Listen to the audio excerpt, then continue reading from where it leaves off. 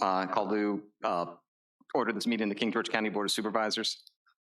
The following member is participating through electronic and remote means pursuant to the rules previously adopted by this board, Jeffrey Stonehill.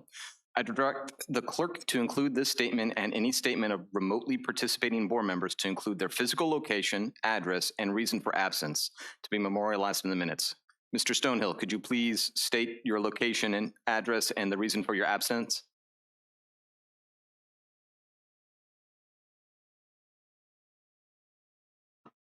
Jeff Stonehill, and it's 17094 Ferry Dock Road, and I am under the weather, sick. Thank you, sir. We hope you recover quickly. Okay, moving on. Do we have any amendments to the agenda? Yes, sir. It is necessary to have a closed session. I'll entertain a motion. I'll move to amend the agenda to accommodate a closed session. Second. Any discussion? All those in favor say aye. Aye. Aye. Aye. Any opposed? Chair votes aye, motion carries. Thank you, everyone. I will open the floor to public comment. Comments will be limited to 3 minutes per person in order to afford everyone an opportunity to speak. If comments relate to a specific public hearing item, we ask that you offer those comments at the time of the public hearing. If anyone is here to provide public comment, please feel free to come up, state your name, your address, and Mr. Dines will start the clock once you finish providing that information, and you'll have your 3 minutes. You good? Good. Good evening, folks. My name is Tracy Blake. I live right back here on Rectory Lane. A lot of times we don't hear a lot of the we hear too much of the bad news. I'm here to kind of come up, give you some good news, and say thank you. So I guess during the snowstorm 2 weeks ago, January 3rd, we were out without power for a number of days. I'm not going to go into the whole story because I'll run you way over 3 minutes. The bottom line is we needed some help. We called a member of the board. Specifically want to thank Ms. Kathy Bender for her response, her positive response, her actions and reactions to get us help that day. We had been without power for about 4.5 days, and probably within about 3.5, 4 hours after our call and her positive action, we had a couple of EPCO trucks and some Penline trucks up there to help cut us out. So I just really wanted to come up and say thank you to the board, to the Emergency Operations Center personnel who helped provide that work, and specifically to Ms. Bender for her actions. So thank you very much. Have a good evening. Thank you, sir. Anyone else here to provide comment? Mr. Dines, do we have anyone online? Did anyone receive any correspondence to be read in? Okay. In that case, I will close public comment and I will move on to reports from members of the board. I will start with Mr. Stonehill, since he's attending remotely.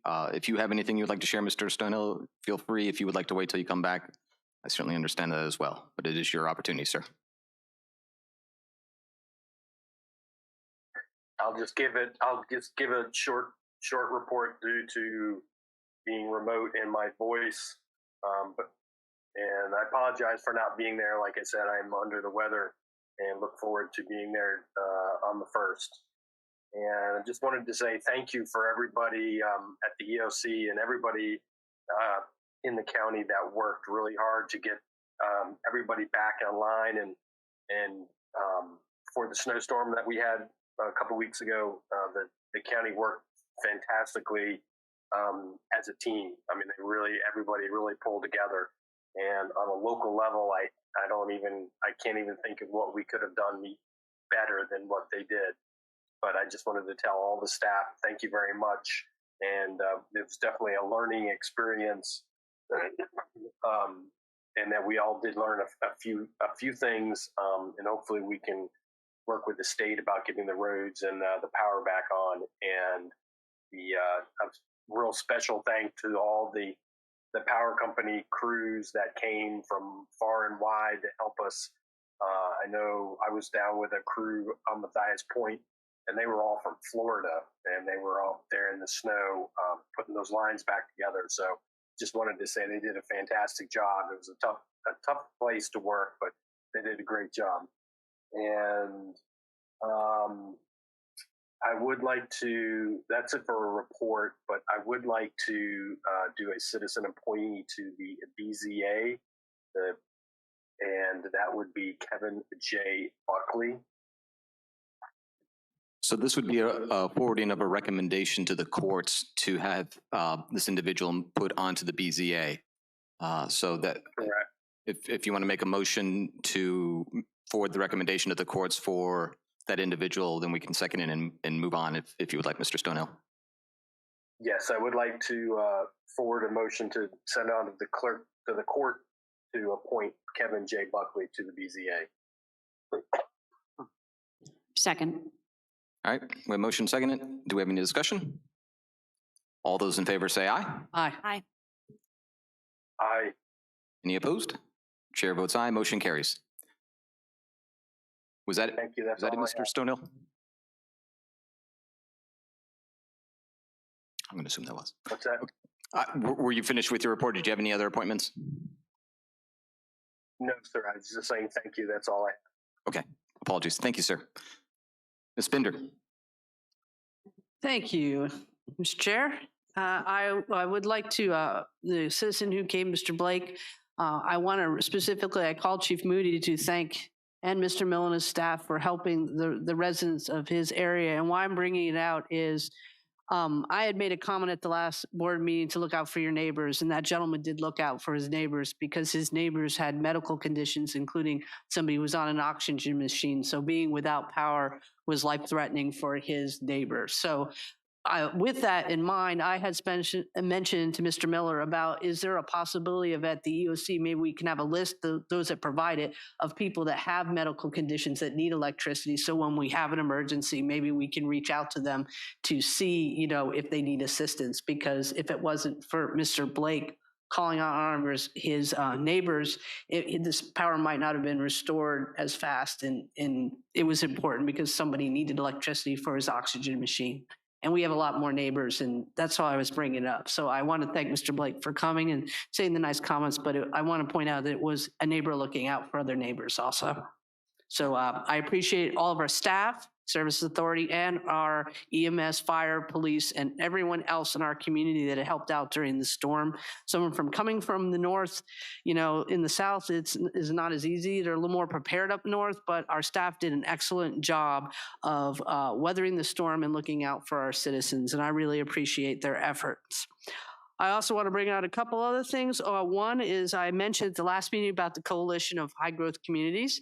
And right afterwards, I got forwarded an email from Ms. Kupka that I checked into. It is, I wasn't getting the emails because they were going to 2 county administrators before. So we've figured that out. I did participate in a Zoom meeting on the Coalition of High Growth Communities and see some importance to it. And a lot of the time, we don't have a lobbyist for King George, but they provide lobbying efforts for us, which is important. We did discuss matters of King George, and then at the February 2nd and 3rd with the VACO and Rural Caucus, we were going to have a meeting talking about issues with communities like King George that are in high growth. So I think it is an important role that being on that committee, even though there's huge counties in it, it is important.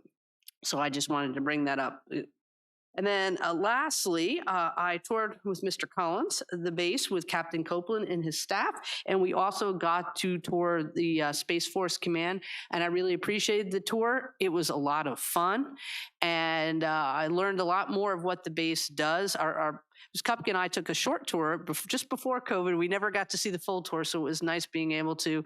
And I'm going to mention, because Dr. Boyd is here, I spoke a lot with them about making some connection, especially for the Space Force with the schools, because they would like to be more involved to come in and explain what Space Force does, maybe have some internships for students or even opportunities for summer, come in for like a camp. So I'll be reaching out to school staff about that. They talked about the high school and middle school particularly. And I thought that would be really cool because we lose a lot of our young people. They go to college and they don't come back. Maybe this is a way with Space Force expanding on the base that maybe we could keep some more people here in King George and they stay as King George.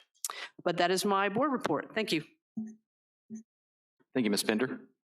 Ms. Kupka? Thank you, Mr. Chairman. I want to again thank all of our staff who maintained our operations during the duration of the snow emergency. We greatly appreciate that. I see Dr. Boyd is here this evening. I want to congratulate you on your appointment to Deputy Superintendent. Well deserved. Congratulations, sir.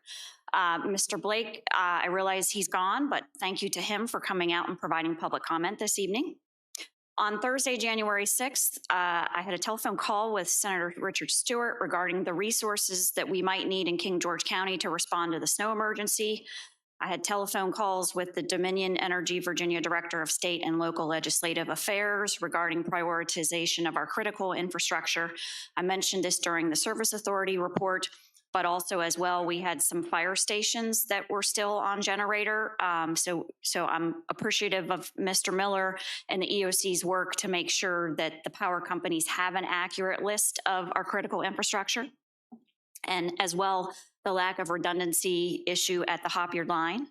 Then I had a telephone call with the statewide director of emergency management regarding prioritizing our fuel needs for the Service Authority assets, and if needed, requesting support of the Virginia National Guard ahead of the electric linemen to clear down trees, and asked that both of those organizations work through our EOC for further guidance. That same day, I received a telephone call from Delegate Margaret Ranson checking on our community and also regarding our request to amend the Code of Virginia regarding the reassessment. If you will recall at our December 21st meeting, I asked for consensus of the board to reach out to our state representatives to request a modification of that section. And unfortunately, she advised that the deadline for pre-filing of bills had already passed on December 5th, that she was trying to get permission to add on, but she didn't think she would get it, and that the next day, Friday, was the last day she would know for sure.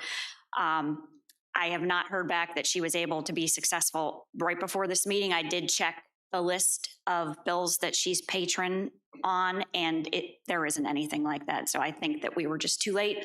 So again, another good reason why we could use, it would behoove us to have someone doing some sort of legislative research or guiding us to make us aware of things when the deadlines are for pre-filing and things like that. Monday, January 10th, I visited the Hopyard Farms, the new section regarding the cluster mailbox installation. I had a discussion with the project superintendent regarding the same. I want to thank Representative Rob Whitman's office for sending our constituents' frustrations with our local postmaster's mailbox assignment process on to the U.S. Postmaster General. The affected constituents and I found the Postmaster General's response inadequate and will be taking additional measures in an attempt to resolve the situation. And I have made Mr. Granger and Mr. Miller aware throughout the process of, giving them updates as far as what was going on since this first started in December. Wednesday, January 12th, I sent a letter to the Vice President of Customer Service of Breezeline Communications, formerly known as Atlantic Broadband, via Facebook Messenger, since they don't answer their telephone for 2 hours, to forward numerous outage reports and customer service complaints on behalf of our citizens. The next day, I received a telephone call from Breezeline Communications' social media team in response to my letter of the previous day. He had indicated that a ticket was entered the prior day for all of the addresses listed in my letter. I thanked him and requested he forward my letter up his chain of command and would like a call from a superior regarding their plans going forward to remedy their ongoing customer service issues. Later that day, I had a telephone call from the Breezeline Communications call center senior director who reports directly to the vice president of customer service. I confirmed with him that we have customers waiting up to 2 hours on the telephone to submit a service request regarding an outage. He readily admitted they have work to do to improve their call center operations. I do have a lengthy report that I will not read the rest of, but I will have it posted on the county website on my supervisor link, and I have also already shared it on social media.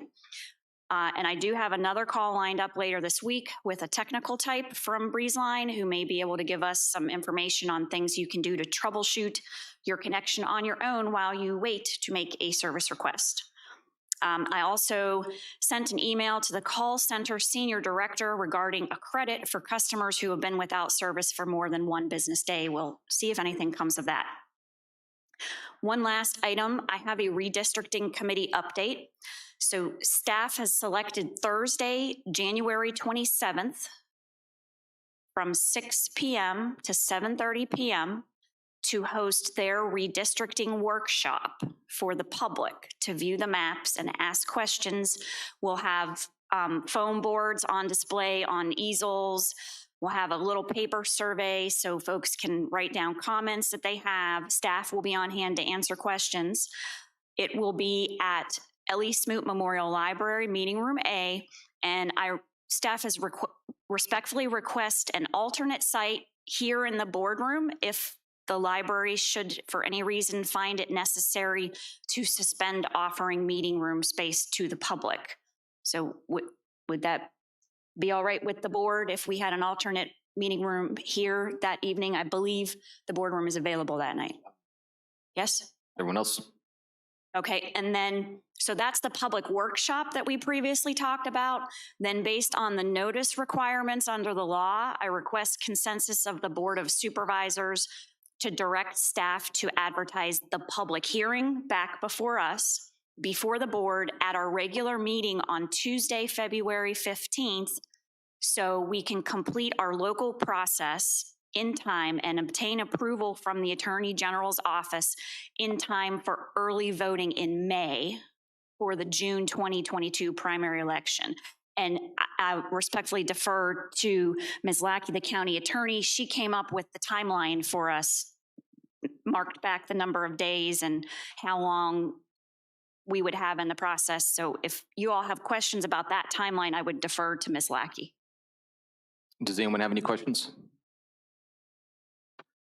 Did you say it was it's a public hearing that we would need? Hearing. So we need to make a motion then We to, would need a motion because we need to direct staff to advertise it too. Yes, ma'am. So we'd be looking for a public hearing before the Board of Supervisors on our regularly scheduled meeting on Tuesday, February 15th. is that the motion? I move. Second. All right, thank you. Any discussion? Okay, in that case, all those in favor say aye. Aye. Aye. Aye. Any opposed? Chair votes aye, motion carries. Thank you. Thank you very much for your consideration. That ends my report. Thank you, Ms. Kupka. Mr. Collins.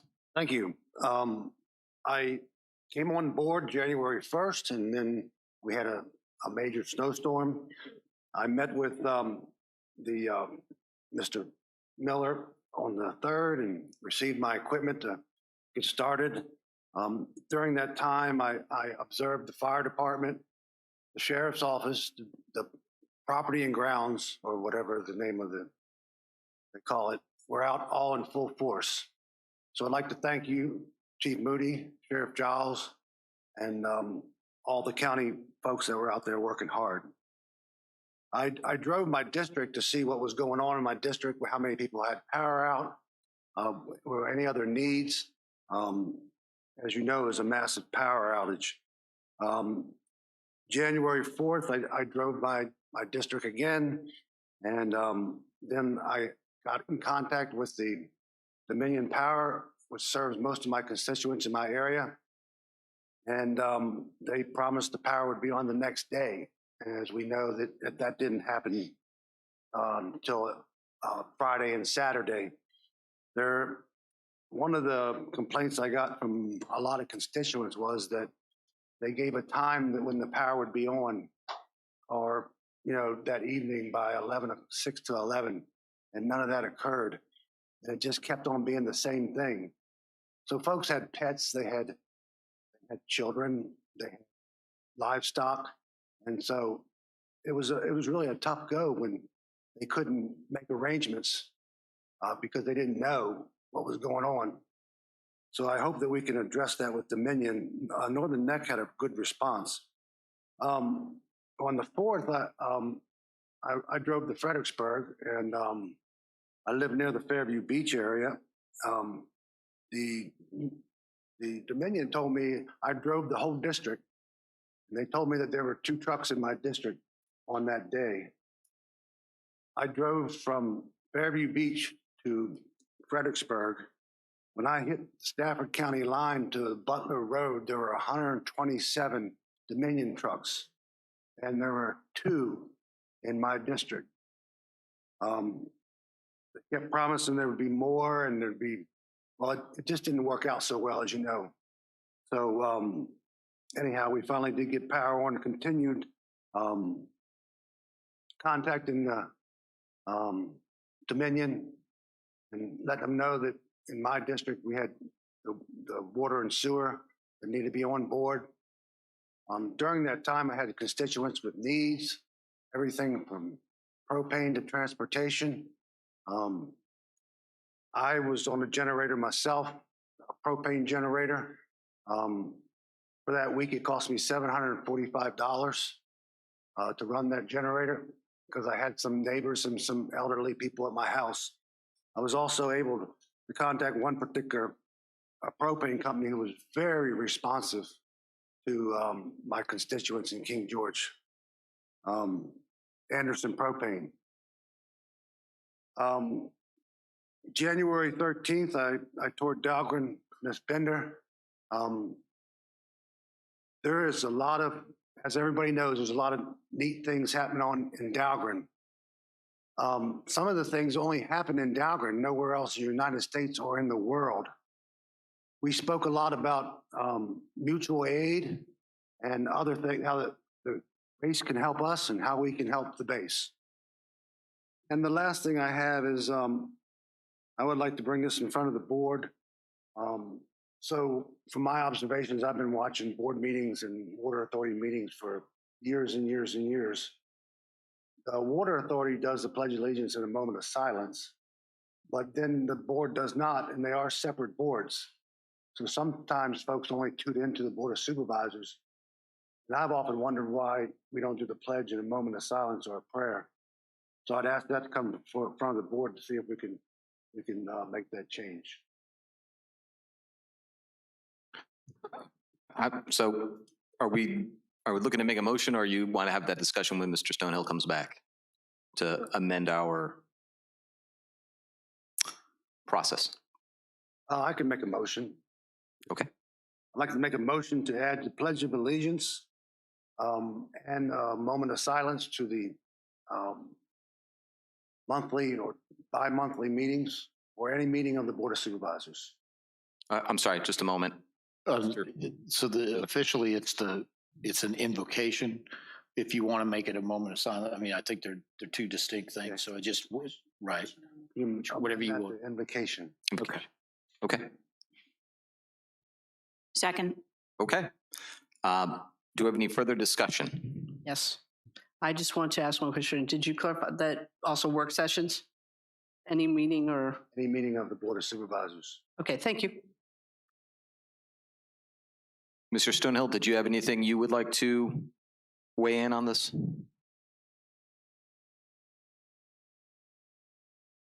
No. Okay. In that case, all those in favor say aye. Aye. Aye. Aye. All those opposed say nay. Chair votes aye, motion carries. Yeah.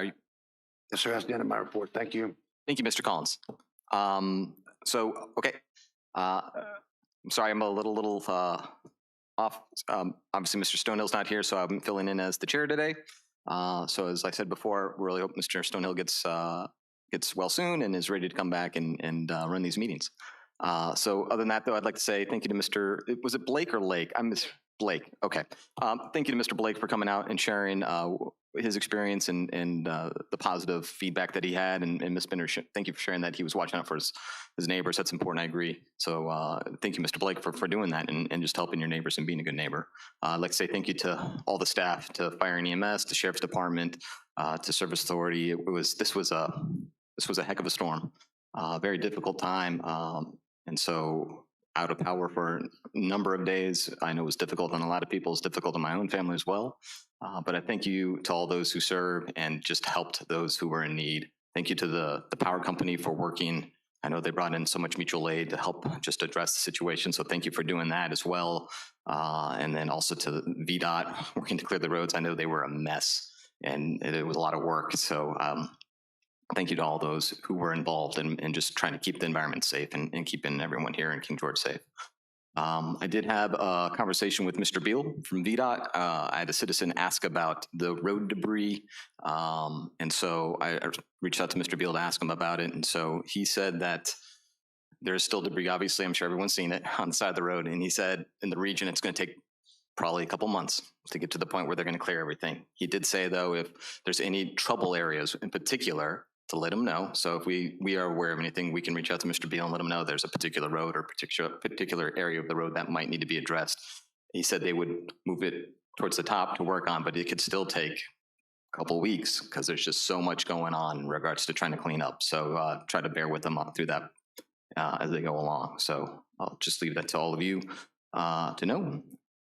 Other than that, I do have a motion I would like to make. Mr. Christopher Parker's term on the Planning Commission will be expiring at the end of February, so I reached out to Mr. Parker and to see if he was still interested in serving. I appreciate his time that he served and would like him to stay on. I think he's got a lot of experience and knowledge, and he's good on his shoulders. So he agreed, and so I would like to make a motion to appoint Mr. Christopher Parker to the Planning Commission starting March 1st, 2022. Second. Any discussion? All those in favor say aye. Aye. Aye. Aye. Any opposed?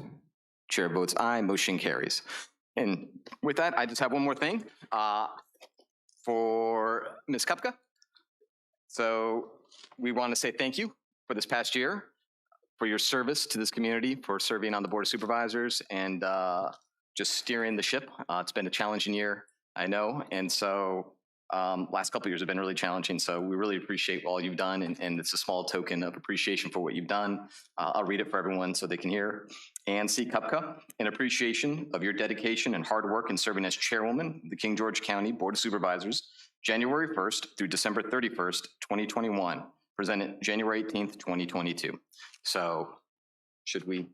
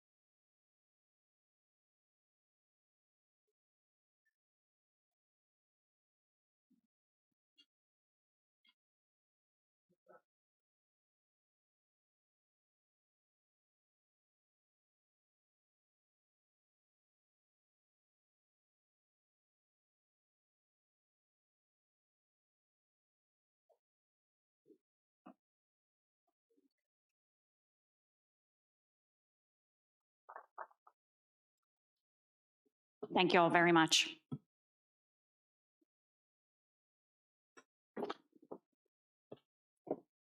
Okay, I think that concludes my report. So we'll end board reports and we'll move on to the consent agenda. I'll make a motion to accept the consent agenda as presented. Second. Any discussion? All those in favor say aye. Aye. Aye. Aye. Any opposed? Chair votes aye, motion carries.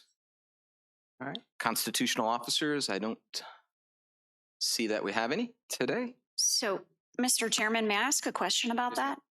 Whether it's you or Mr. Miller or Chair Stonehill, this is the second meeting of the month, and typically the treasurer reports, and I didn't see an email. Did did the chairman get an email or the administrator get an email with the report? And if if not, can we have staff follow up regarding that? Because that was the schedule that we set, the second meeting of every month.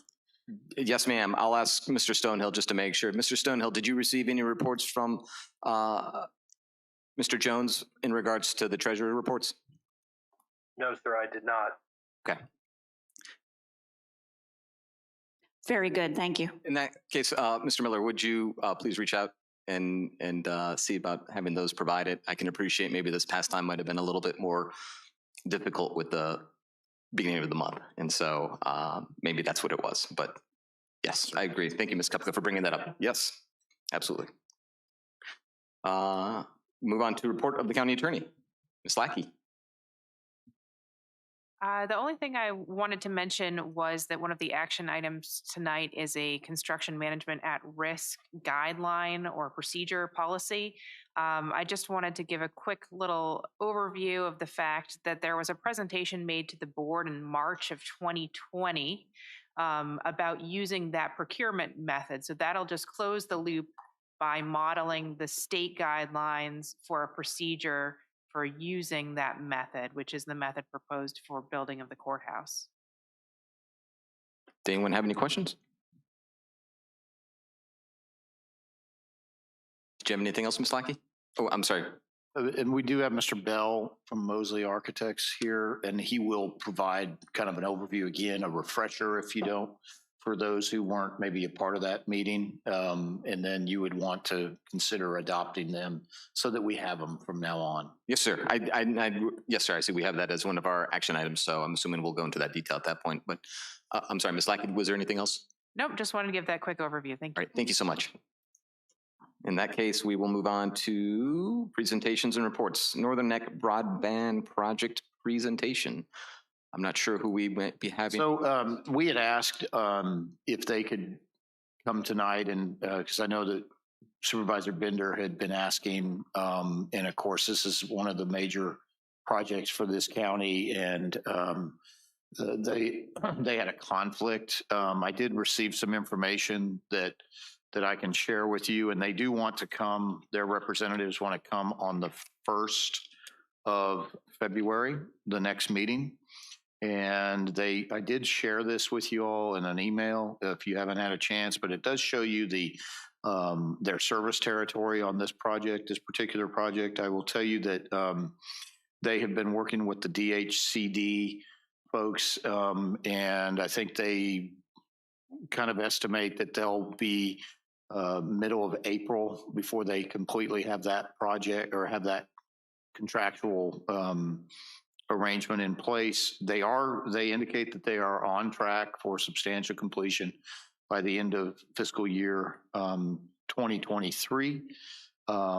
They also indicated that they have been told that there is rural digital opportunity funds available, and now that's available for the county. That will also help this project. But I know that specifically, I believe they are also working so that there'll be a link either on their project site or their website that we'll be able to go in and kind of see and progress on the construction front. And so I know that was something that Supervisor Bender had asked is where were we? What was the status? I know that Ms. Kupka, Supervisor Kupka had also been pretty involved in this, and I don't know if you had any further information that you might want to share. I know that they indicate that they have, they're working in the northwest section, which would be us. And so I think that they're moving forward, but I would reserve any further comments until they come to see you on the 1st. Thank you, Mr. Miller. Did anyone have any questions? Ms. Kupka? I didn't have any questions. I just want to thank staff for getting an update for us because we are getting questions from many of our constituents. And I think it would be helpful if they are able to in the future kind of retool their website a little bit more. I know when you go in and you sign up for service, it says what phase of the project you're in. If if you are, and it has a % progress bar, but a lot of folks either aren't seeing a progress bar or it says 0%, so it's kind of deflating. And so we are getting lots of questions from constituents who want to know where are we? And they have every right to know that. And so I'm glad to see that there's an update, and I'm looking forward to them being able to provide more robust information directly to the citizens on their website if they can make that happen. I think that would help all of us. Thank you very much. Thank you, Ms. Kupka. Okay. Then we'll move on. Action items, Department of Finance, authorization to enter into an agreement to purchase a replacement fire engine pumper. Ms. Pitts.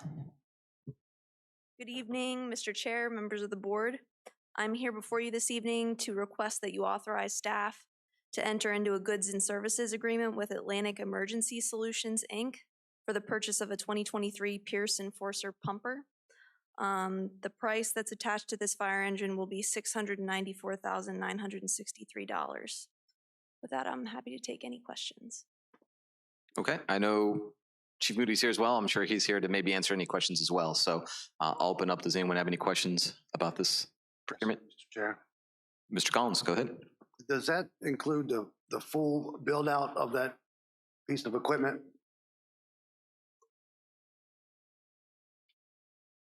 Yes, it does, minus any equipment.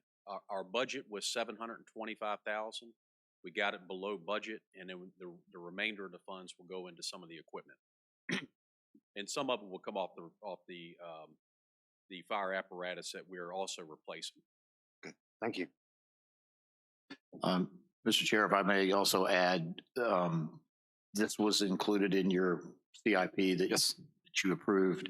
The reason that we are here tonight is that the chief was notified that prices were going to go up in February. And so obviously we felt the need to act on this. So this certainly is, not our usual process. We don't like to rush these things, but this was an opportunity that we had to do.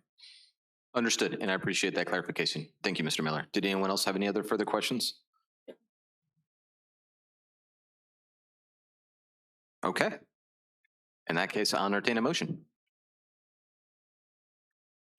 Can I actually ask a question of the county attorney? Yes, ma'am, please. Ma'am, in moving, do we need authorization to enter into an agreement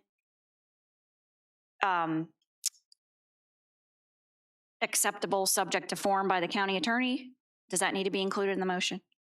I've reviewed the contract. I have just a few comments, but I think as a precaution, that would be great. Okay, so I move to authorize staff to enter into an agreement, approval subject to form by the county attorney to purchase a replacement fire engine pumper as presented. Second. Do we need to state with the company that it's going to be procured from, or was that sufficient? I think that's sufficient given what's in the packet. Yes. Want to make sure. Thank you. All right. In that case, we have a motion and second. Do we have any further discussion? All those in favor say aye. Aye. Aye. Aye. Any opposed? Chair votes aye. Motion carries. Thank you. Thanks very much. Have a good evening. Thank you as well. Move on to approval of bylaw revisions. So do we have someone who will be presenting? Ms. Want to do this? Sure, I can just give a quick overview. If you all will recall last month, due to some of the outages and inconveniences because of the storm, there was some sentiment that there wasn't adequate time to review and ask questions of the revisions. So last month, you all agreed to adopt the 2021 bylaws and then reconsider the proposed revisions for this meeting. The most substantial revisions have to do with electronic meetings. That provision follows the state code procedures that are now in effect now that the budget provisions from the former governor are no longer in effect. Thank you, Ms. Lackey. Did anyone have any questions? I do. I just want to thank Ms. Lackey because I called her 2 days afterwards and we had a good meeting and I clarified my questions. So I just wanted to thank her. Thank you, Ms. Bender. Anyone else? I'll entertain a motion then.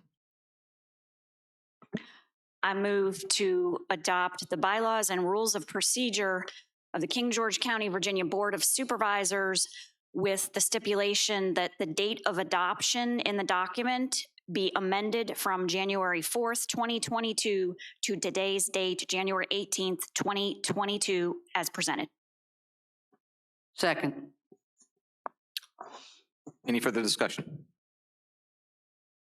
All those in favor say aye. Aye. Aye. Aye. Any opposed? Chair votes aye. Motion carries. Thank you. All right, move on to the adoption of construction management at-risk guidelines. Well, as we said it earlier, we have a representative from Mosley Architects, and Tony, you want to come up and give an overview of what the construction manager at risk process is all about, as there are distinctions. So, Mr. Bell.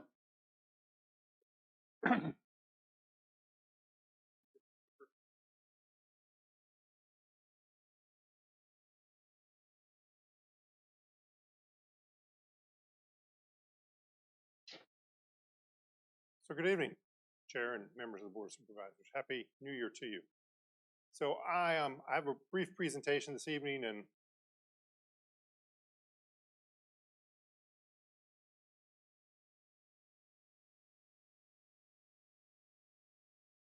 we'll follow this agenda.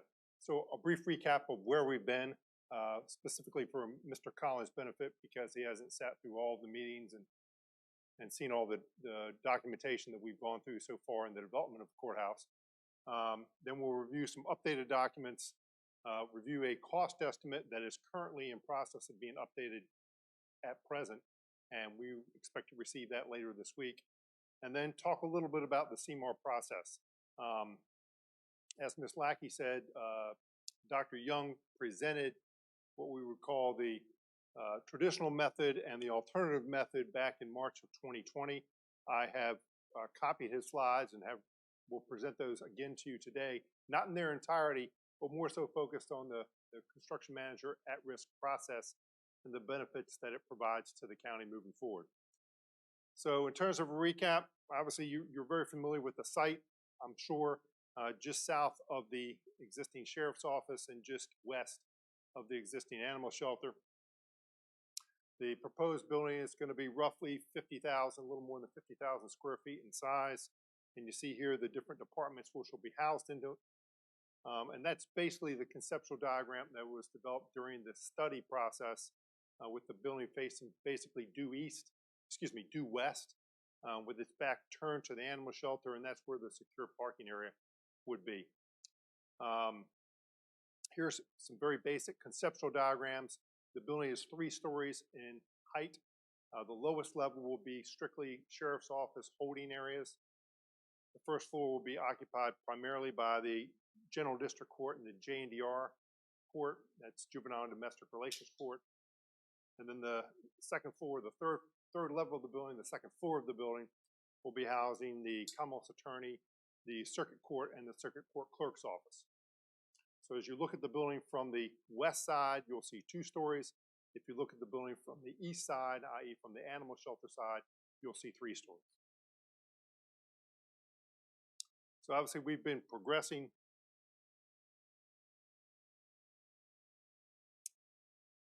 through a project schedule. This is the most recently updated schedule, and the items there highlighted in yellow are basically where we are today. So the QC review is our internal quality control review. We're in that process now. Also, we're going through the construction documents cost estimate. And then lastly, we're also in the process of the construction manager at-risk interviews. And those interviews were held last week and this week, and they'll be concluded later this week, and the decision will then be made by that selection committee. So as far as the development of the documents, this is the most recent site plan, and this is the document taken directly from our quality control process. You'll see it has a great amount of detail as opposed to the document we looked at previously in the presentation. And I also have some renderings to share with you this evening. So this is a aerial view of the courthouse looking at it from the top. You see the sheriff's office there at the upper left and the animal shelter there at the right. So we're basically going to move around the building now, starting at the southwest corner. It may be a little slow because of the size of some of these images. And we're going to move around the building in a counterclockwise manner.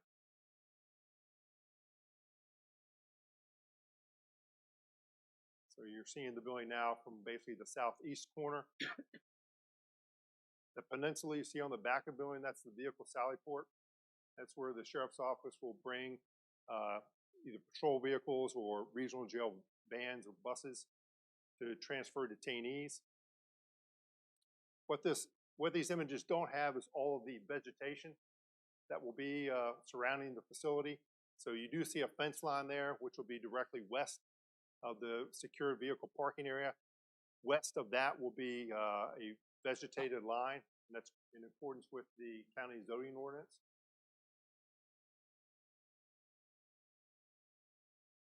This is obviously the view from the northwest. And this is the view from directly west of the facility. This is an interior view, so if I was waiting to come into the courthouse, I'd come in through those doors directly in front of you and wind my way to these roping areas before I go through the security checkpoint to enter into the courthouse. And then this is the second floor waiting area. If I'm waiting to go into circuit court, this is where I would be. I'm basically directly above the area I just came from. So one thing I will caution you about these last two images, the building is not proposed to be all white, okay? So we haven't gotten that far as far as selecting colors. That will be done during the construction process. But it really gives you just a sense of the quality of the space, the size of the space, the order and magnitude of the space as we move things forward. So in terms of our latest cost estimate, this is our cost estimate prepared at the end of the design development phase. You see the construction total there at the bottom, $22,229,179. You may ask, well, Tony, how does that compare to the previous estimate that you presented to us back in June? And here's a comparison of that. So at the very bottom, the total in June, total of all costs was $26,460,000, and now we're at about $28,400,000 in total project cost, okay? And that's going to be updated again at the end of this week. So the numbers you see in bold and underlined and italics, those numbers aren't changing. What numbers are those? Those are our cost of services. So although we're seeing escalating construction costs, and I'm sure you're all aware of, the supply chain issues that the construction industry is having, and not just construction, all industries for that matter are having, that we're seeing escalating costs. So we're still, I think on the front end of that, and I think we're still good to go move the project forward, but it is going to impact that construction cost to some degree.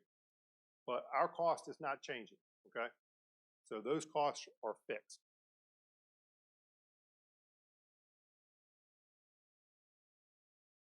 Mr. Cusenberry asked that I share a couple slides here. These next two slides were provided by both provided by one of our CM at risk candidates.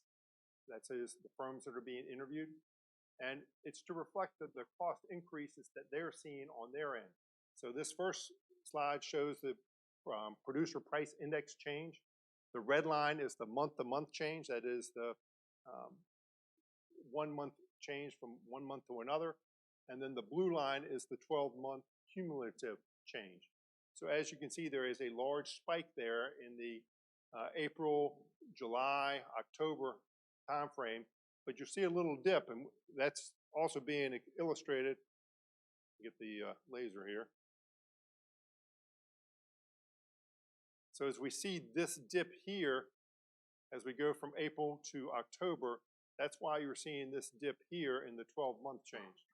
So although we saw a spike here in the April timeframe, as evidenced by about a 25% 12-month change, we're starting to see that turn down a little bit. As far as what the future will hold, don't know that right now. But there is hope that we're going to see prices come down.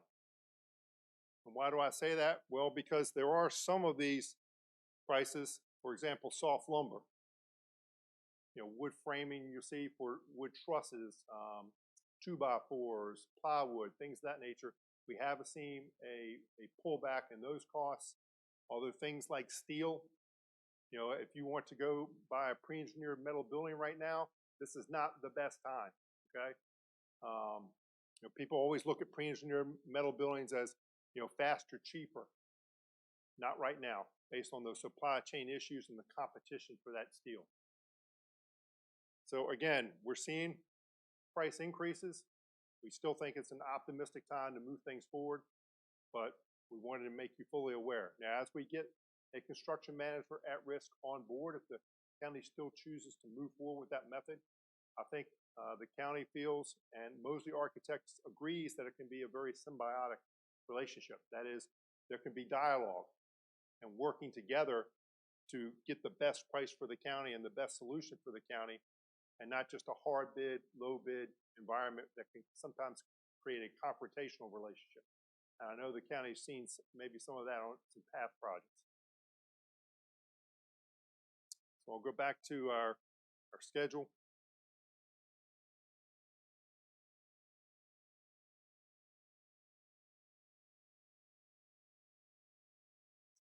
So again, Mr. Chairman, can I ask him a question before we move forward?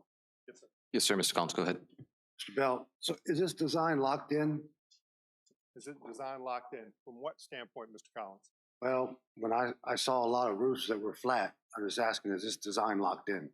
From that standpoint, we are pretty much locked in, yes, sir. So I'll go back to the image if you'd like.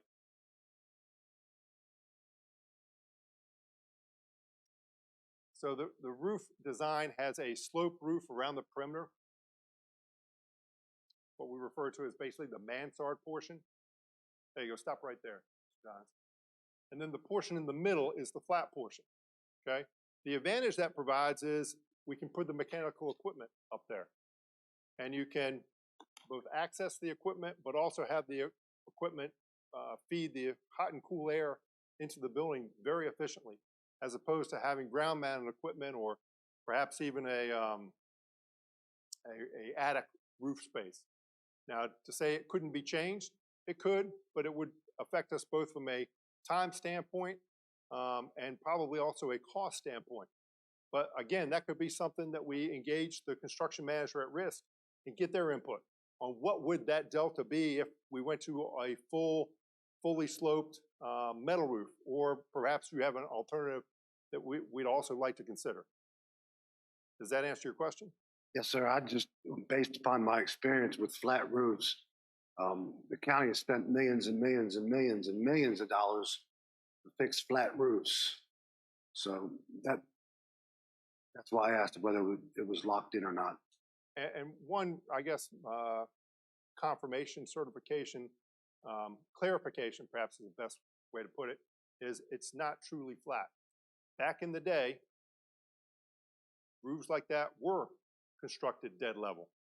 And I think if you go back and you look at your now vacated middle school, that roof may very well have been constructed dead level. And it was just relying on God's blessing to get that water off. The roofs we construct now, they're referred to as low slope. And we can construct them at any number of varying degrees of slope. What we would propose here is like 1/4 inch per foot. We can construct it at greater slope. We can go up to 1/2 inch, 1 inch per foot. And obviously you're just talking about more increase in insulation, to create that slope, or increase in the structure. But again, those are things we can discuss moving forward. If the county would like to basically shed over that entire area, we can do that. But it would obviously come with a cost. Does that answer your question, Mr. Collins? That answers a question, yes. Is the selection committee already, who's on the selection committee? If I may, or Ms. Bender, if you want to go ahead and you can talk about the process that's been kind of unfolding for the last, 1.5 years or so. Yeah, it is a year and a half now. Time flies. I'm on that committee and there's a representative of each department. There's a sheriff's office representative there. Officer Gobin is there who deals with the security of the courts. Mr. Mason, Circuit Court.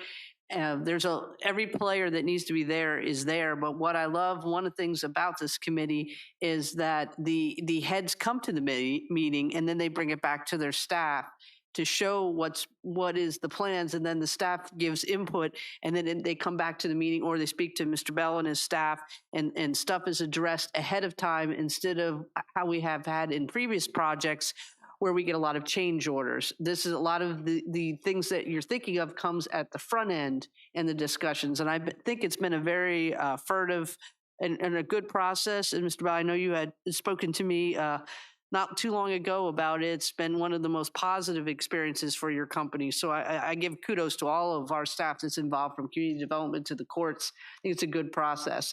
And I kind of stay out of it most of the time and just sit back and once in a while give my input, or don't settle that yourselves. Don't bring it in front of the board. Like we had one disagreement on something and they settled it amongst themselves. And so I don't know if that answers your question, or Well, Mr. Miller. if I can just add to it, the main project rep on this, that from a staff standpoint, is Mr. Cusenberry, and he is our county engineer, and he's worked with the architects and kind of has been the facilitator of all this. But I think Supervisor Bender's correct that there's input is from all of the affected areas. We are currently in the process, like Mr. Bell indicated, we're in the process of selecting the CMR, the CMAR, as you guys call them. And we have one final interview this week, pending the storm, I guess. But we've already interviewed 4, and the next step would be a recommendation, I guess, to this committee and then back to the board for a final action. So that's where we are in the process as well. And if you're interested, I'll be happy to let Mr. Cusenberry, he could get with you and kind of explain maybe the technical parts of where we are on this, if that would be helpful. But I do know that this committee has been charging forward and doing a great job. And I think we've got really great representation from our architects as well. And so whatever questions you may have, we'll be happy to help you with that. So the CMAR is the same as the selection committee? That's going to be different. Why don't we hold off on, so I'm sure there's going to be questions and there's more presentation. I'll just let you know, it was in our board packet last week, all the members of the Courthouse Oversight Committee.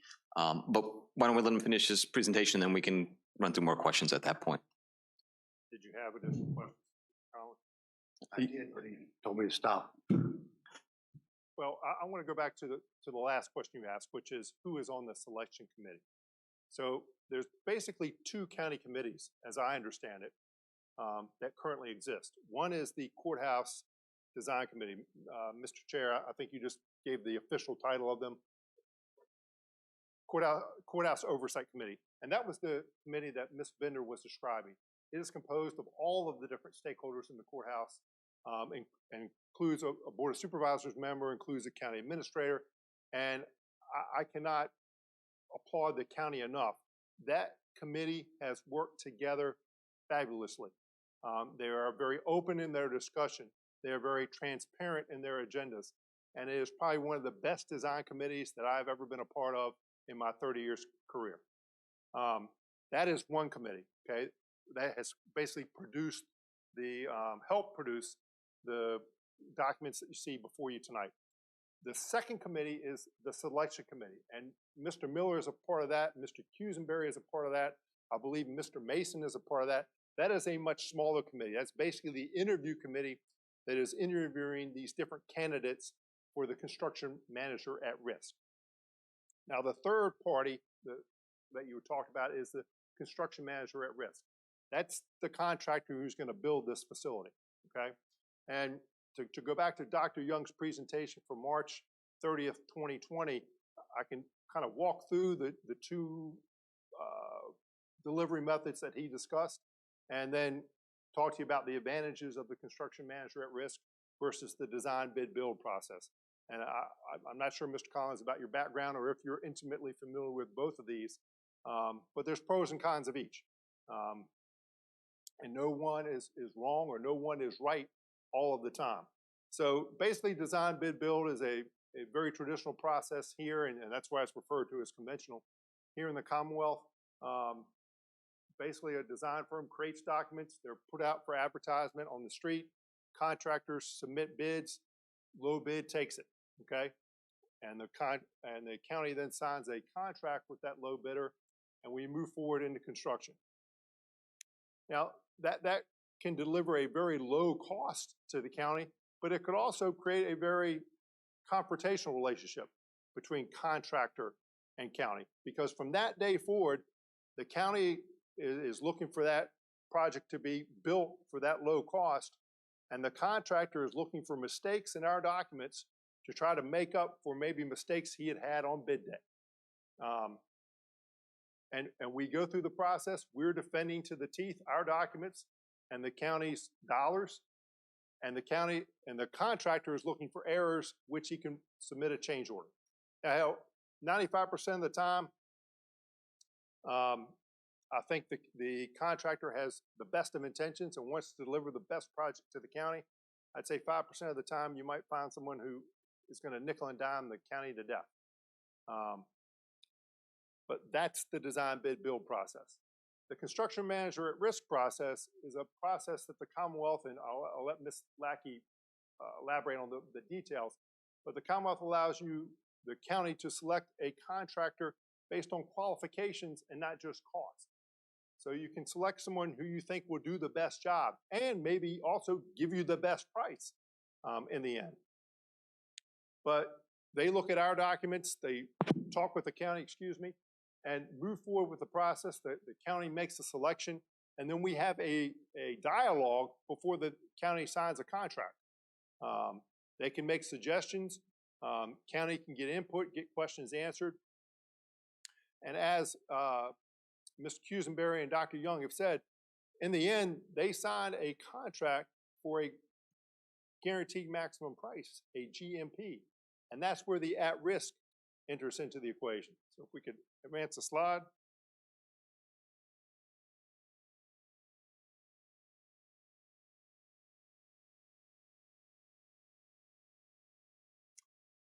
So in terms of the structure, the diagram at the left is the design bid build. The owner, the county, has a relationship, a contractual relationship with the contractor and a contractual relationship with the architect. And all the communication goes back and forth through the county. Under the CMAR relationship, we can have a dialogue with the contractor before the contract is signed and work things out to the county's best end result, okay? We still operate under different contracts. The contractor has their contract, most of the architects has its contract with the county, but there can be dialogue, and we can work together to deliver the best end product. Does that make sense? Does anyone have any questions about that? So in terms of what are the pros, okay? Well, under the design bid build, you know, one of the biggest pros is that you're selecting based on the lowest price, whatever that bid is, okay? The biggest pro of the CMAR is you're selecting based on qualifications, okay? Now, advantage of the CM at risk versus, say, a design build process. On a design build process, the county would, and we're not talking about that tonight, but I'm just comparing it versus construction manager at risk. The design bid build, the architect works under the contractor. So we aren't acting as your agent. But under both of these delivery methods, we do, okay? So we can give you an honest and forthright opinion as to what the contractor may be proposing, what the contractor may be substituting, things of that nature. So I'm not going to read all these to you. They've been presented to you in the past. And the cons, there is an upcharge for that construction manager at risk. It may be more than the design bid build process, but you also may get a better contractor as a result. And in all, 95% of the time you do. The design bid build, the owner is at risk for the final construction cost, and low bids can sometimes result in more change orders. If that low bidder made a mistake on bid day, left something out, they're going to try to get that cost back over the entire construction schedule, and that can make things challenging. So, any questions about that?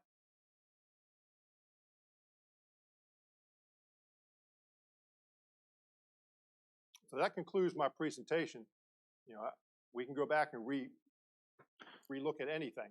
I appreciate it. Thank you. Thank you for the presentation and the differences between the bid build and the CMAR. So I appreciate that and appreciate everyone letting us get through that to make sure we had that information in case it answered any of your questions before we started asking them. But I'll open the floor for questions. Does anyone have any questions they would like to address Mr. Collins? No questions, just that I'm late in the game here. And even though I've been watching the meetings, there's a lot of information I do not have. But the committee or the design committee, I would that you might look into a different alternative roofing. Ms. Bender, would you be amenable to taking that to the Oversight Committee just to socialize and see what the... No problem. Just when we have our next meeting. Understood. Thank you, ma'am. Ms. Kupka? Yes, so Mr. Dines, are you able to bring up the board meeting packet? If you click on the section 0112, Adoption of Construction Management at-Risk Guidelines, and in the board packet consecutive numbers, it's on page 69, which ends up being page 7 of the document proper. Mm-hmm.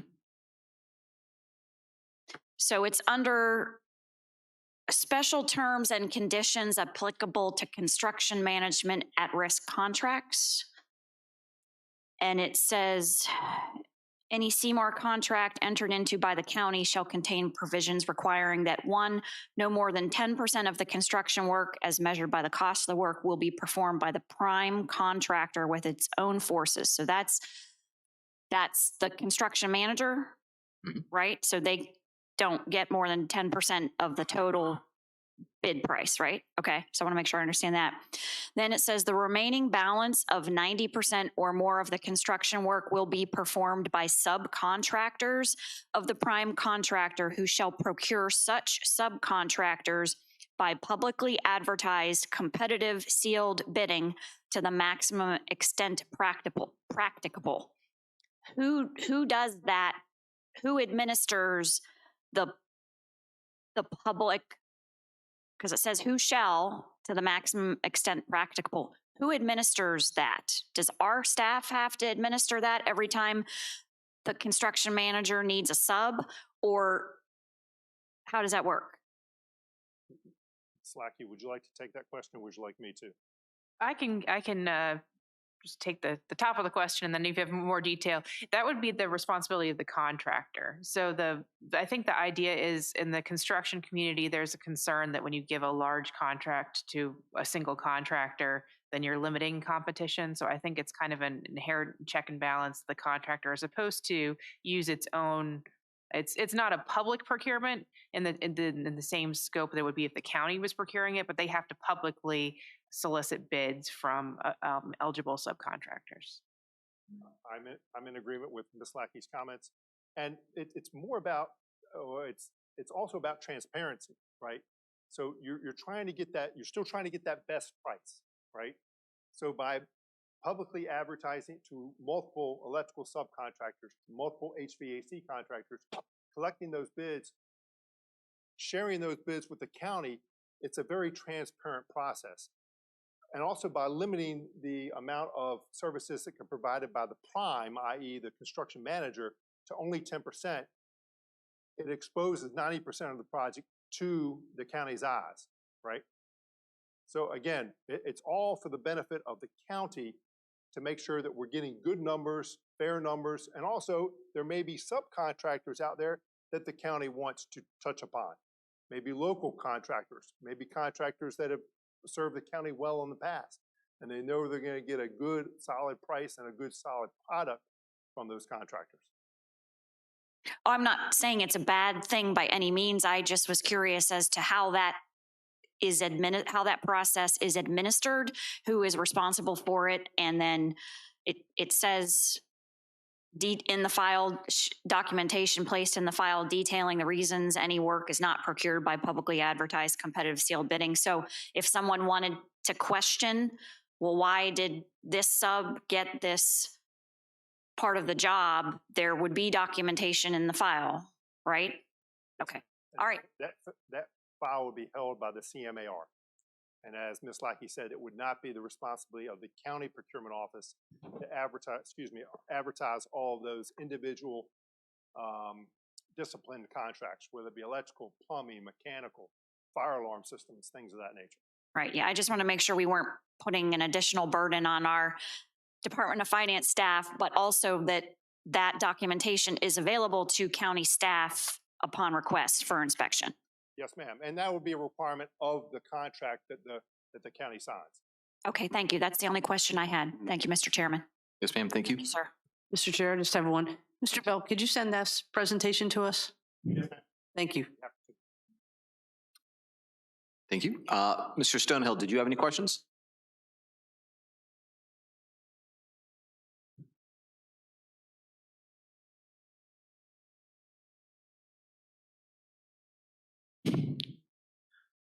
Mr. Dines, can you see if Mr. Stonehill's still online? Just want to make sure nothing happened that maybe.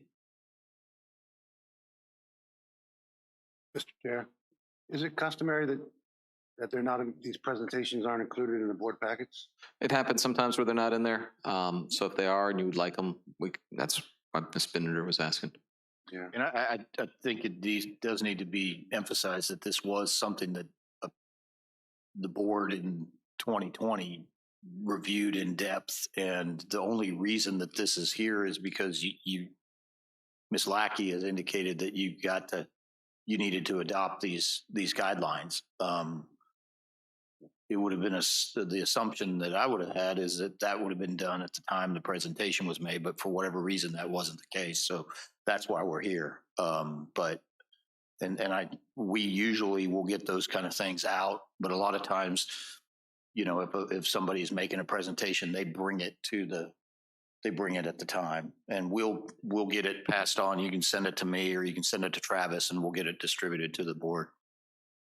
So of course, I would request any presentation be given to the county minister Sure. at the time and then given to the board so we can have an opportunity to review it, not in such short order. Thank you. Sure. Anyone else have any other questions? Okay, sir, I appreciate it. Thank you so much for the presentation and the education on CMAR again.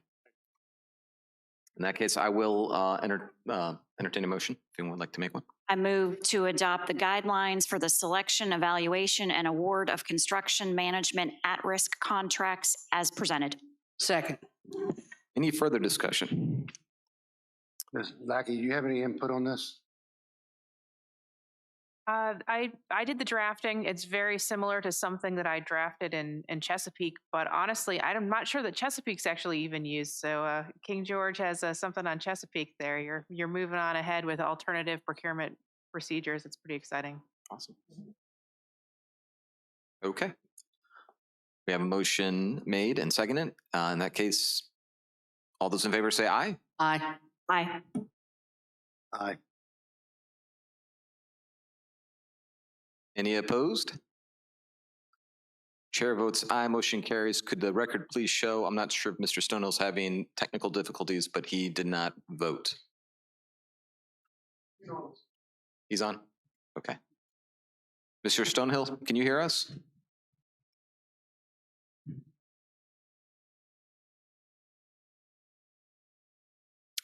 Okay, that's okay. We'll move on. In that case, we will move to the discussion appointment to the Rappahannock Community College Board. Mr. Miller, did you have?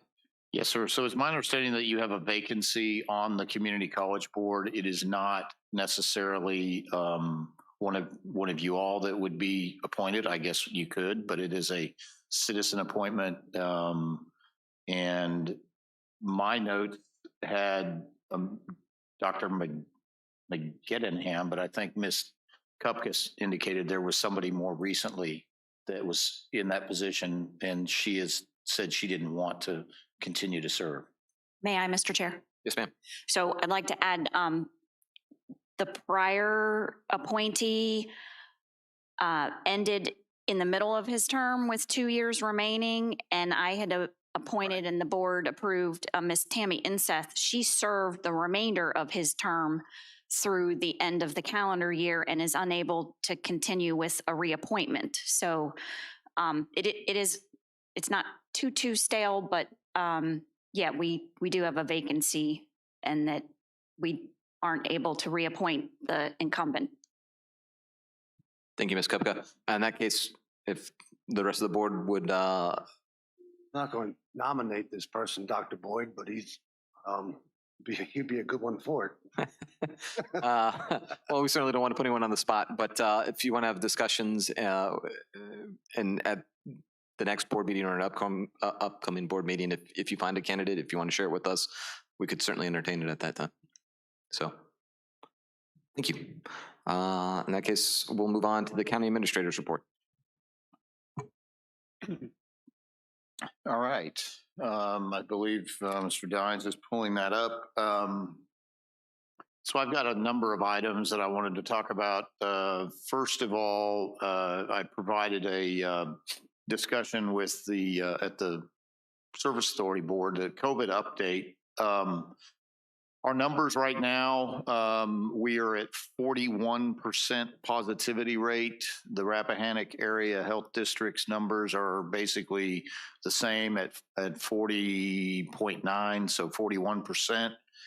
I believe we had like 680, was it roughly, new cases.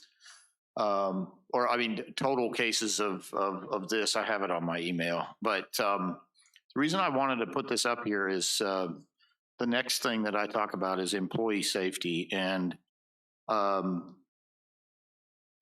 providing this as information. My job as your county administrator is to provide that we have a safe work environment and we have employees that are ready to serve you and serve the public. I can tell you that one of the things that we'll talk about here down on the third item is the Winter Storm Frida after action. In addition to doing all the things that Fire and Rescue was doing, they were down about 11 people with COVID, with most likely the Omicron variant that kind of swept through a lot of areas of the country and still is. We know in the finance department, we had one employee and that affected us. And so what I'm telling you is that we are looking at things internally. I think I indicate to you every time I do a report on this that we have a meeting every week of my team, of my COVID team, and we talk about the various scenarios. We talk about the various things that we are in need of doing and what we need to continue to do. We get updates on the number of personnel that are out on COVID, either directly having contracted it or are quarantining because of a spouse or a family member, or they were exposed or potentially exposed. So it continues to affect us. It continues to drive how we work. And so I will be, letting you know here sometime during the week that, we'll be doing some things different in terms of an employee safety standpoint. I'm telling you right now, and I'll get this cleared. There is not going to be any kind of a mandate. That's not something that we have contemplated. We don't want to go that way. But I do think that we need to let you know as you're as your staff, that we want to continue to serve the public. And so we need to take some extra safety precautions to make sure that we got people showing up every day. We don't have to, have folks go to a working environment. We just need to take some things, some measures necessary to make sure that our employees are safe. And so I'll be letting you know soon. The next item on there, the budget update. Ms. Hahn is working diligently with all the departments. Then next week, I begin the process of looking at things. We are looking at possibly towards the end of February when we would want to start the work session process with you guys. So I think you just need to be contemplating that. What's the best format? Is it a is it a off night? Is it a Tuesday night type of format? So just let us know, and we'll be coming back to you with some proposed schedules on that. Obviously, there's some time situations here with the when everything has to be set and everything has to be approved. But we know we want to give you all plenty of time, ample time to review the presentations and consider the budget. So the third item is Winter Storm Frida after action. So I gave the service authorities after action little review of that. Clearly, and we certainly appreciate all the real positive comments, the kind words that you had about all of the staff. I can tell you this, that they did an outstanding job. And, I'm the beneficiary of being able to work as part of a great team. I felt that there was just nothing but cooperation among every individual that was a part of the EOC. And, my role when you have a good team like that is to kind of just maybe not mess it up. And so I was really fortunate that I had some really good folks working with me, and you have a great team that takes care of this county. So we appreciate your comments. We did hold a meeting today, and we went through a number of things that we looked at, that we discussed that were really positives, and that were things that were done very well. And we also then had those things that we need to improve on. And so what we would like to do is the meeting on the 1st is get Sheriff Giles, Chief Moody, Service Authority, and Mr. Franklin from the Social Services, and some of the other members of the team that'll be here, Ms. Hahn, and we'll give you a report. We'll go through and give you kind of our recommendations. There's some outstanding stories, and I think some people have heard them. I certainly don't want to spoil any of them because they're just service above and beyond what expectations are when you hear them. And so we'll provide, that information as well, but we'll have that at the next meeting. Hopefully we're not doing a winter storm, whatever is next, along with this one. But I will tell you that we are prepared to operate the Emergency Operations Center if that is needed. And I think that, we monitor that every day. And as soon as a storm is approaching, then we're very much on top of that. So we'll keep you informed on that. The fourth item is a huddle meeting tomorrow. As you know, the huddle meetings were started before me, but they are a meeting where all of the constitutional officers are invited and the department heads, and we meet once a month now, and we go over a lot of different things, kind of some of the things that I'm talking about here, but we have set aside some time for an orientation for Supervisor Collins. So it'll begin at 10 a.m. And it's an opportunity for all of the department heads and the constitutional officers who are able to join us to kind of give an overview of their operations and to talk about you know, their key personnel, their, you know, some of their issues that they face, so that Supervisor Collins has an overview of that and can have some good information. Just to let you know, the letter of intent for the Bunch Building, which is for the African American Cultural Fund grant, has been submitted. It's actually not a letter, but it's actually an action on a website. But that's done, and we got that in time. And so the next thing is there's an evaluation. If it's like a 30-day evaluation, and if we meet the next step, then we'll begin the process of having that come to fruition. So we're really excited about that. I think there's another page, Chris, correct? Okay, so the top item, future work session meetings with the Tourism Advisory Committee and Economic Development. Mr. Minor had indicated that obviously you guys directed us back in December to hold a meeting with the TAC to go over the Tourism Advisory Committee's strategic plan. So we'd like to follow up, and it would be nice if we could get it in before we get serious about the budget. So I'd ask if you could give us some times, possibly even next week, although we do have the redistricting meeting, I guess, that so it may not work for next week. But the other thing would be a discussion with the Economic Development Authority to go through the Economic Development Strategic Plan. I think, as you remember, going back 2019, it was adopted. It's got some really good starts, and I think our feeling, the team that we have, is that maybe we ought to update some things and add some more structure to some of the recommendations, so that we can, you know, begin to really start accomplishing some of those goals. So that's another discussion that we talked about wanting to have. So, and then a Service Authority Board, that is probably something that we need to talk about.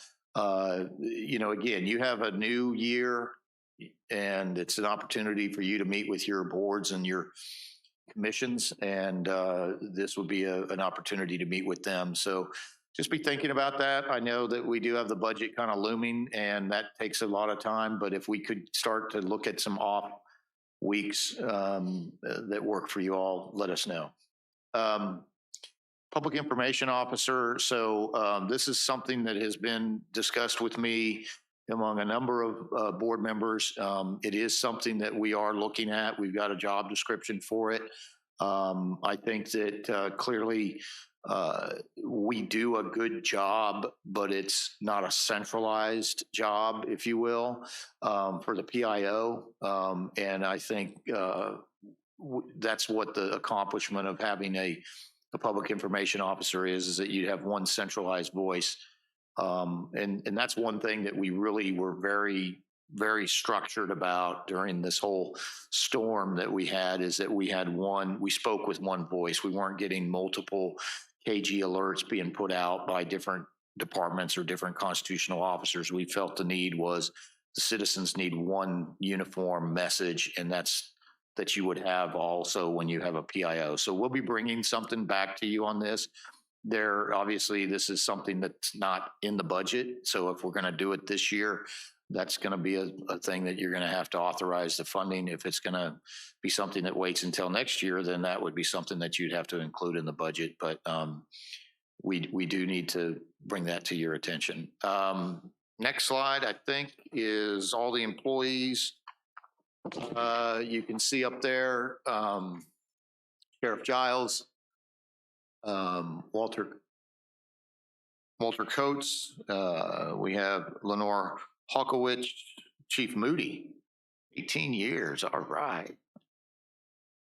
Miss Hart, we have Patty Buckle with Commonwealth Attorney, Anthony Snoke, Travis Ritt with General Properties, Gregory Hadsel and Matthew Chambers, Fire and Rescue.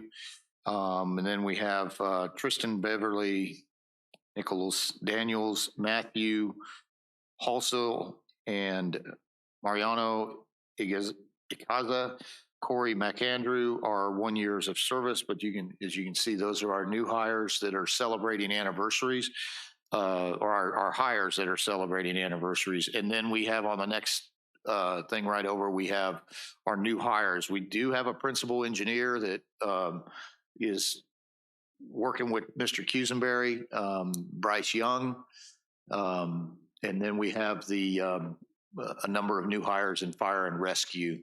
And then two of them in the sheriff's office. So we just try to give you that information, show you the anniversaries specifically, but also just let you know who we've got, new people. We now have the quarterback from the University of Alabama as our principal engineer working for us. I guess he felt that the game against Georgia wasn't as productive as he would have liked, so he came to work for King George County. So Mr. Young is a young man that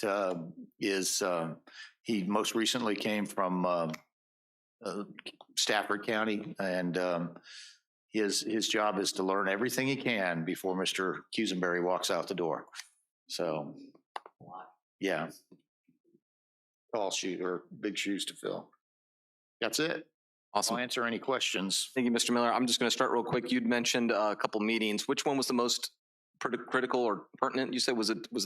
I think the most critical would be your tourism advisory committee before that gets away, and maybe the economic development, just so that we can kind of, I know that Supervisor Chairman Stonehill had asked that we get kind of pick that ball up about the second industrial park again. And so we're going to deliver to you the phase 1 environmental on that, and then, kind of have an outline of some things. And so those two are probably the most essential. Service authority, we've got to do some things there first before we come to you all on some stuff. But so I would think that would be I'm tracking with you. Mr. Stonehill, are you online?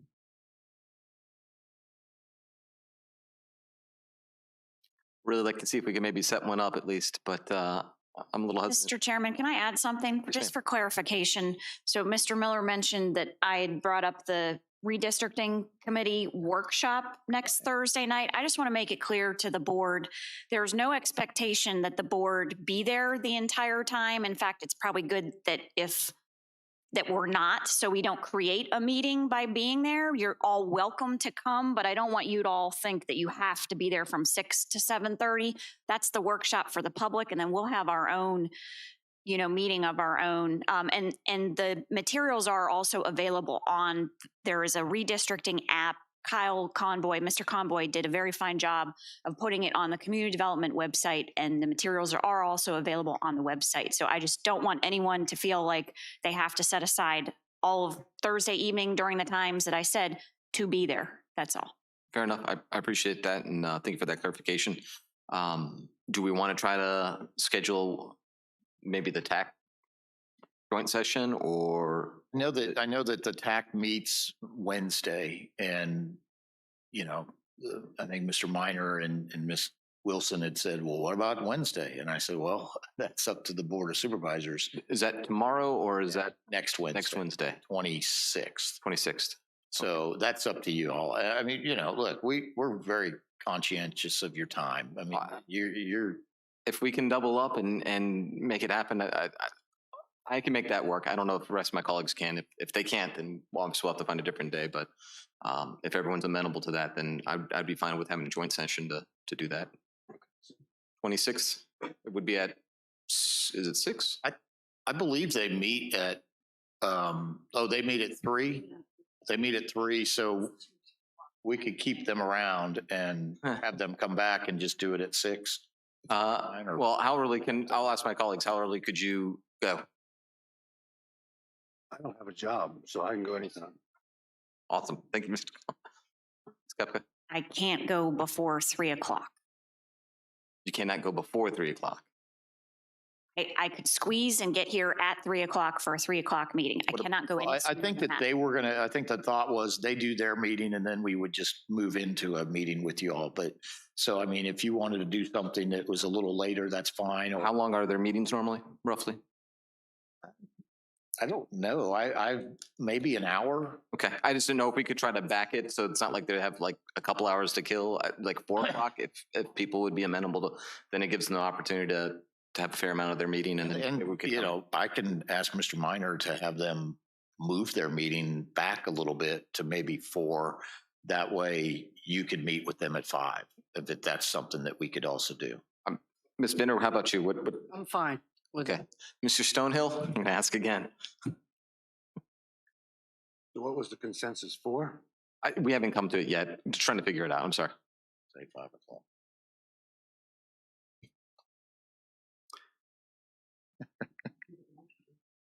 Is mic is on, you're saying? I'll try texting him real quick if everyone could just bear with me for a minute. Maybe he's having some technical difficulties. When we settle on a time, Mr. Miller, can you send out an invite? Oh, absolutely. Thank you. He said they could hear him all. They can hear him on, oh, that's interesting. Is there a place to type into, maybe, if we're having some technical difficulties, that we could at least understand if 4 o'clock on Wednesday of next week, the 26th, would work for him?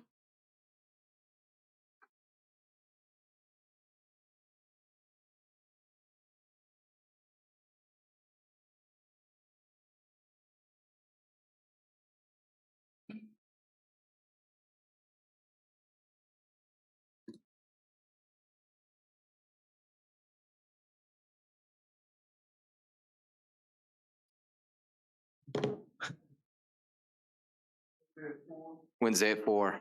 If we want, we can circle back to this. I know we'll have a closed session. We could have that, and then maybe we can work through the technical difficulties and then be able to speak with Mr. Stonehill after that, if that, so we don't have to continue to wait. We'll set something up for you and get an invite out. Okay. I think, yes, sir. My calendar. Until after 4:30, then I'll be there. 4:30? Would you be able to be here at 4:30? Okay, To dialysis. understood. He said yes. Okay, so Mr. Collins was just telling us we're gonna push it back to 4:30, so that's when he has his first availability. Ms. Bender, are you amenable to 4:30, Ms. Kupka, 4:30? All right, then Mr. Miller, 4:30? Thank you. Thank you, sir. All right. We'll wait till the next meeting, hopefully when Mr. O'Neill's here and we don't have the technical difficulties to work through the EDA one and Service Authority one, if that's okay with you. We'll work with you on that. Yeah. Understood. Thank you, sir. All right. Did anyone else have any questions for Mr. Miller for his report? I know it was a long one. Okay. In that case, and Mr. Miller, you had nothing else? Just want to make sure. Okay, thank you, sir. In that case, we did have an amendment to the agenda to add a closed session, so I'll entertain a motion for that. I move that the King George County Board of Supervisors convene in closed meeting to discuss the legal options to address the misconduct and/or malfeasance of an appointee pursuant to Virginia Code Section 2.2-371188 for consultation with legal counsel regarding specific legal matters requiring the provision of legal advice. I invite the county administrator and county attorney because they are deemed necessary and/or their presence will reasonably aid the board in its consideration of the topics to be discussed pursuant to VA Code Section 2.2-3712F. Second. Any discussion? All those in favor say aye. Aye. Aye. Any opposed?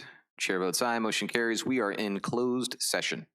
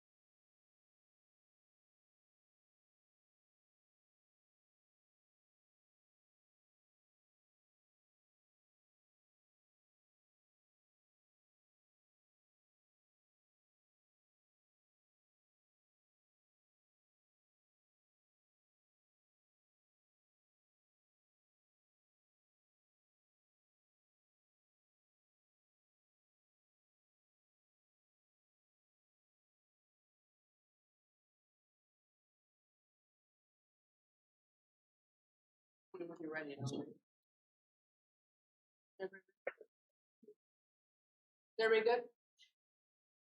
Go ahead, ma'am. I move that the King George County Board of Supervisors return to public meeting and certify by vote that only public business matters lawfully exempted from open meeting requirements by Virginia law, and only such public business matters as were identified in the motion convening the closed session were heard, discussed, or considered during the closed meeting. Second and certify. Ms. Binder, do you So certify? certify. Ms. Kupka? So certify. Mr. Collins? So certify. Mr. Stonehill? The chair so certifies. We are back in open session. I have one last thing to do before we adjourn for the evening. I have a statement that I would like to read on behalf of the Board of Supervisors. King George County has endeavored to be a business-friendly community. And with that in mind, it's been brought to the King George County Board of Supervisors' attention that Planning Commission member Joseph Gabbro has made statements on social media that indicate a predisposition against a business which is contrary to our expectations of fairness, open-mindedness, and possibly the due process for prospective applicants. Unfortunately, it is not within the authority of the Board of Supervisors to remove a board or commission member because of what was posted in this circumstance. The Board of Supervisors supports citizens' First Amendment rights, but wants to state firmly that Mr. Gabbro's statements do not represent the King George County Board of Supervisors. Thank you. Make a motion to put it in the record? No? We shouldn't, it's all. Good question, though. Thank you. With that, I'll entertain a motion to adjourn. So just to clarify, it'll be to January 26th, 2022 at 4:30 PM in the boardroom, or that's correct, right? Yes, ma'am. Okay. I move to adjourn to January 26th, 2022 at 4:30 PM in the boardroom. Second. Any discussion? All in favor, say aye. Aye. Aye. Any opposed? Chair votes aye. Motion carries. We are adjourned.